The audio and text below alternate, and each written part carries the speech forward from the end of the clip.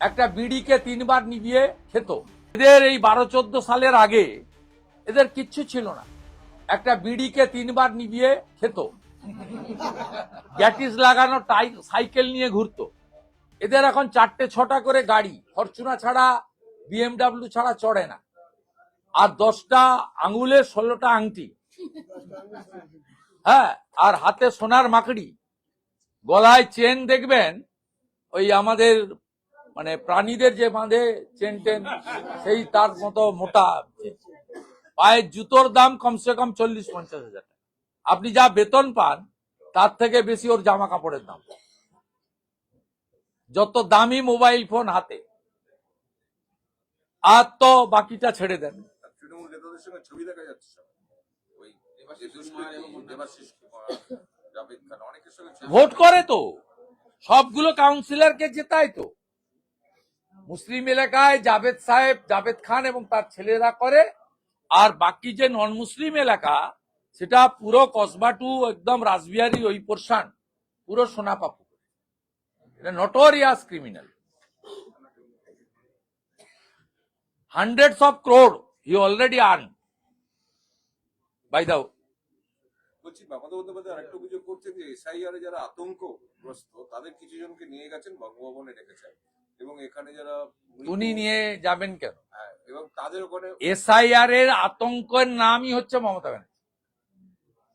প্রথম দিন থেকে কন্টিনিউয়াস ভয় দেখানো, আতঙ্ক তৈরি, এবং সমস্ত লোকের নামের বানান ভুল, পদবীর বানান ভুল মুখ্যমন্ত্রীর নির্দেশে করেছে।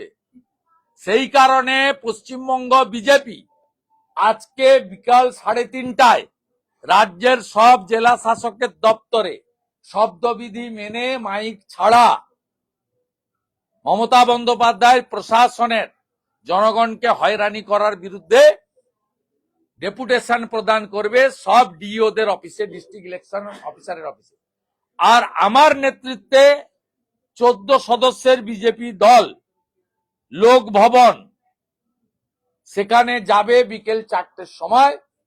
বাকিটা লোক ভবন থেকে বেরিয়ে ওইখানে প্রেসে আপনারা জানতে পারবেন।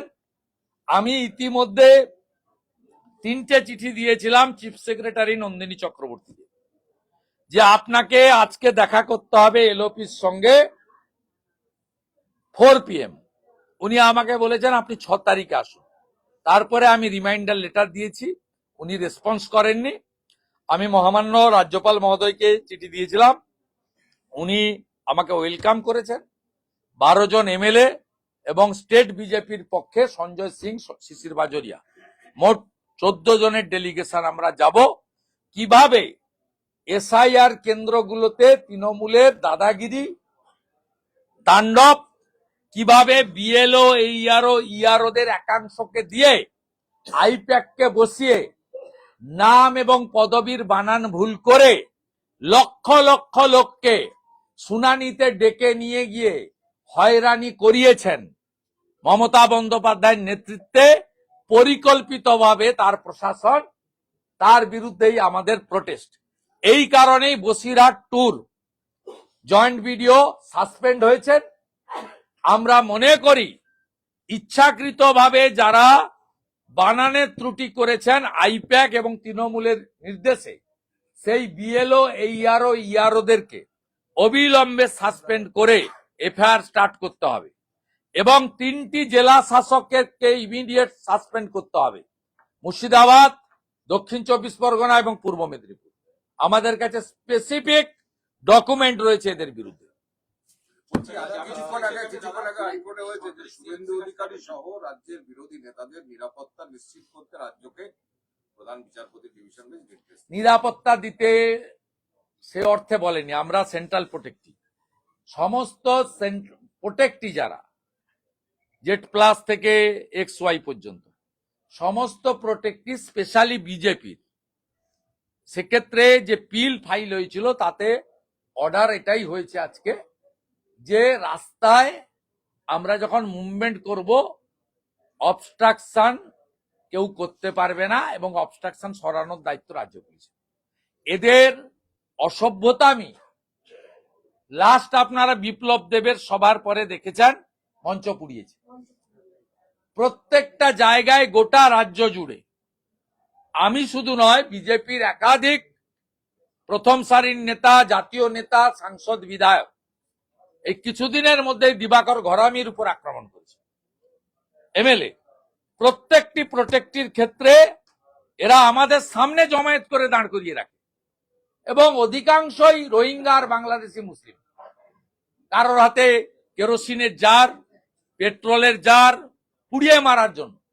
বাংলাদেশ থেকে সম্প্রতি যা যা ঘটছে জামাতিদের, সেইটা দেখে শিখে এইখানে সেটা ইমপ্লিমেন্ট করতে চায়, তাই জনস্বার্থের মামলা হয়েছিল। হাইকোর্ট একটা ইন্টারিম অর্ডার দিয়েছে, 18 ফেব্রুয়ারি রেখেছে।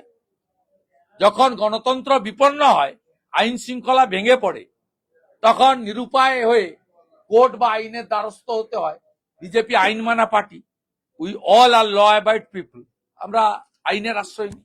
বেলডাঙ্গা ঘটনায় 35 জনের বিরুদ্ধে ওয়ারেন্ট ইস্যু করলো এনআইএ, ইউএপিএ সহ একাধিক ধারায় মামলা রুজু করা হয়েছে। এই অ্যাপ্লিকেশন পিটিশনার আমি মালদা মুর্শিদাবাদে যখন হয়েছিল তখনই পিটিশন হয়েছিল, তার রেফারেন্সে পিটিশন করেছিলাম। চিফ জাস্টিস বলেছিল সেন্ট্রাল গভর্নমেন্ট চাইলে নিতে পারে। Thanks to central government, thanks to home department, তারা মামলাটা নিয়েছে। এখানে পিএফআই লোক আছে, সিমিল লোক আছে, এরা অ্যান্টি ন্যাশনাল, এরা ভারতীয় হতে পারে না। যারা রেল লাইনকে আটকায়, পাথর ছুড়ে রেলগাড়িতে, যারা রেল লাইনের উপর থেকে পাথর রেখে দেয় অ্যাক্সিডেন্ট করানোর জন্য, 6 ঘন্টা বেলডাঙ্গাতে পরপর 2 দিন, আমি নিজের চোখে, আমি মালদা গেছিলাম মাননীয় প্রধানমন্ত্রীর সভাতে, যাওয়ার সময়ও দেখে গেছি, ফেরার সময়ও দেখেছি। ওটা আন্দোলন ছিল না, ওটা দাঙ্গা ছিল। একটা হিন্দু হোটেল ছিল, প্রসাদ হোটেল, শর্মা উনার নাম, গোটা হোটেলটাকে র্যানস্যাক করে তছনছ করেছে।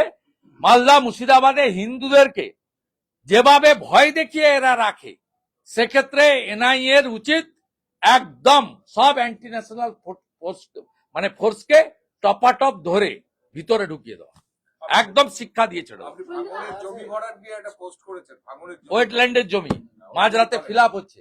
ভাঙড় এখন কলকাতা পুলিশের আন্ডারে, চ্যাম্পিয়ন সুপ্রতিম সরকার। আপনি স্লিপ ঘুমাচ্ছেন নাকি? করেছি।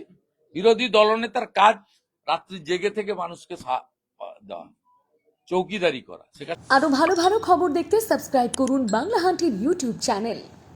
বাংলা হান্টের আরো খবর দেখতে নজর রাখুন বাংলা খবর মানেই বাংলা হান্ট।